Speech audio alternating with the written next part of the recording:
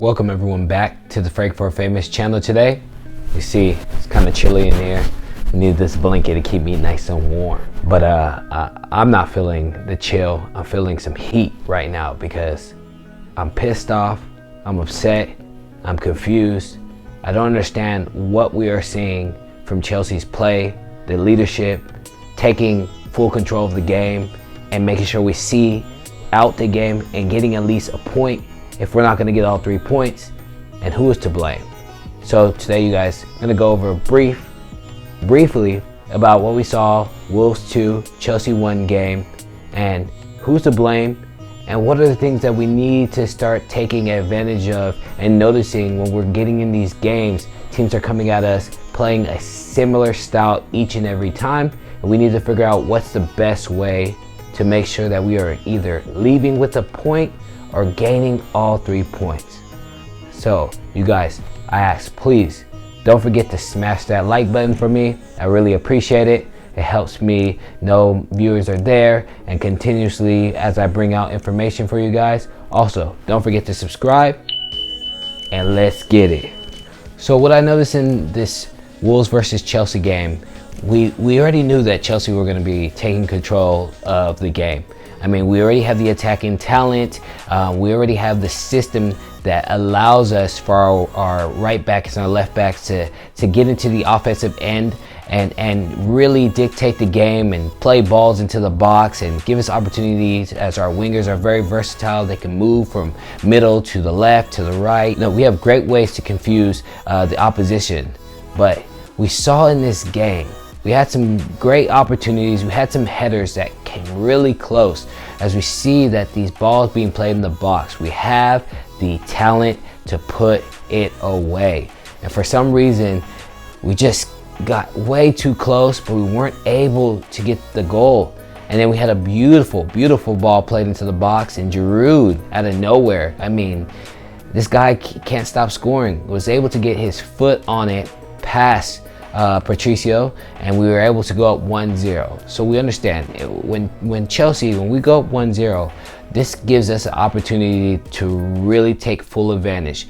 We can play our system because now the team needs to come out of their comfort zone of playing more of a defensive game and hitting us on the counter. But what I didn't understand is how, when we were playing, the way our style of how we are passing the ball from side to side, trying to figure out ways to open up the defense, running in the channels, the ball is being played way too slow, way too slow. And when we're playing these balls into the box, by the time we get an opportunity to do it, they already have 6-7 players in the box, so it makes it very difficult for us to get the opportunity to get one-on-ones. It also gives us less opportunity for us to get goals when it's very jam-packed in there.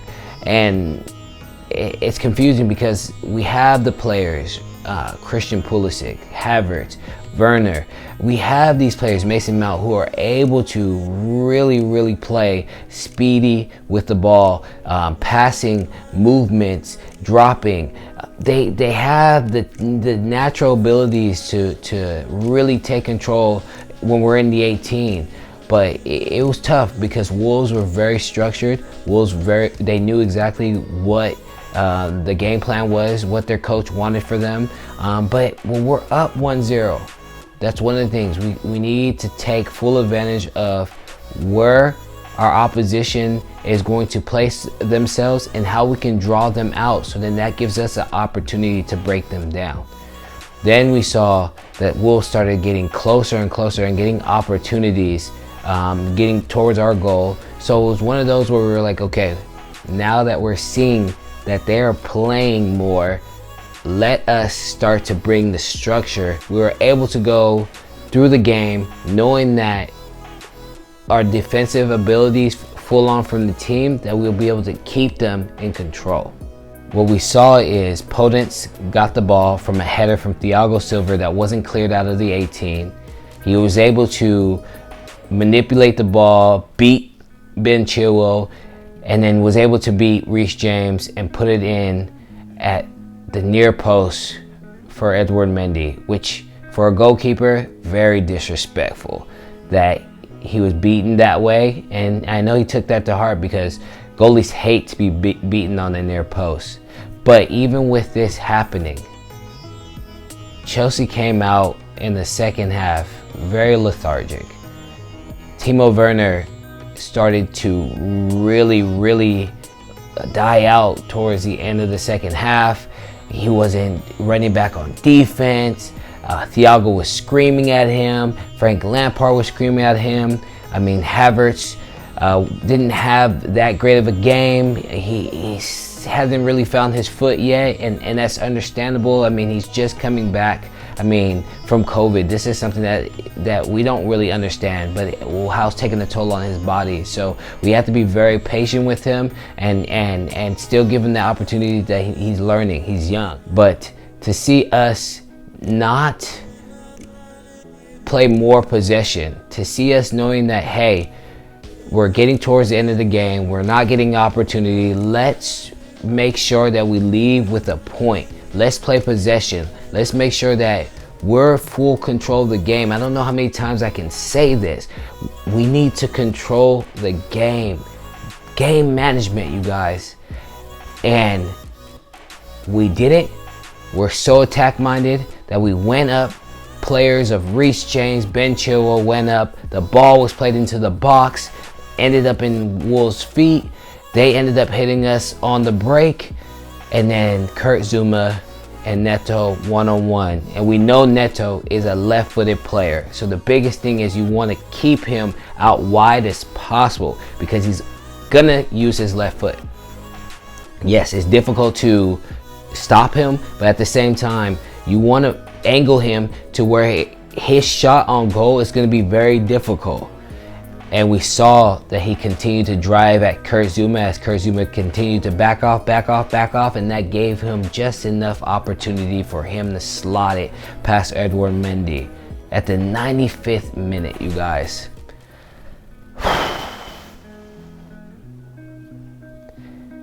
When I say that ruined my day, that ruined my day.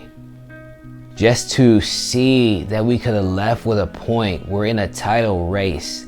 Liverpool, Tottenham, these teams are competing, and we have the talent. We have the team that's capable to be up there in the top and be competing with them till the end. But if we're not going to take every point as seriously, then we might as well say, let's stick to the style we're playing, and if we don't make a title challenge, it is what it is. But for the amount of money we spent and for the way that Frank Lampard has set up the team, we can't be losing to teams that are nowhere near the level that we are. I mean, Wolves don't even have their best player. This is something that frustrates me, it confuses me, and I want to know who's to blame. Honestly, I believe Frank Lampard is to blame.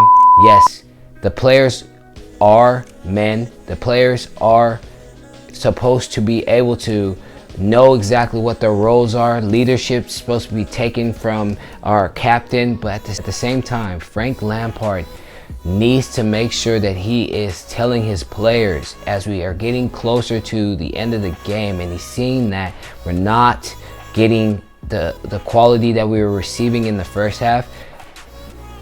Yell at his players, tell his captain, hey, game management, let's control the ball, let's see it out, let's get the point. I know we want to win, and I understand that that's important to us. That builds confidence, but at the same time, getting a point out of this game also builds confidence, knowing that we didn't get a loss. This is not something that's going to stick in our mind. We know what we need to do. We got the point. The next game, we need to make sure that we're playing against teams that are going to be sitting back. We need to play fast. We need to play the angles. We need to get the balls into the box as quickly as possible, so then we can counter, so then we're able to get oppositions one-on-one, especially when we saw that Pulisic was playing very well against Semedo on the left-hand side, and then we switched him over to get Timo Werner some more confidence, and I don't understand that. I just don't understand why. Why?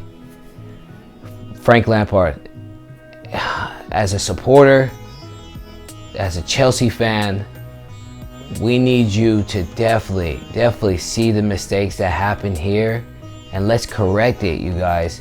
We're getting farther and farther into the season. More and more games are going to be approaching. Players are going to be tired. We're going to need to figure out the best way to manage games and leave, at least if we're not getting 3 points, or at least getting a point. This way we know exactly that we're keeping at pace, because this year's title run is going to be crazy. We're not going to see Liverpool jumping with a high lead. That is not going to be happening this year. There's too many games, injuries happening, and teams are really exposing, especially in the bottom half of the table. They're being able to expose the top half of the table, and this is something that we need to take advantage of. So you guys, I appreciate you tuning into my information today. Please let me know what you think. Who's to blame? Is it Frank Lampard? Is it a specific player? Please let me know in the comment below. I would love to see why you believe whoever you think is to blame, and let's discuss this. Also, I'll continue to provide you guys with more information as we move quicker into the season. We're also going to be getting close to the January transfer window. Is there a player that we need to be bringing in, or do we need to stick with who we have right now and make sure that we're keeping these players healthy? Because we have an opportunity here, you guys, to go to the top. And I know we have the talent to do it. We just need to figure out what's the best possible way of making sure our system is correct, so then we can achieve these goals. Come on, Blues!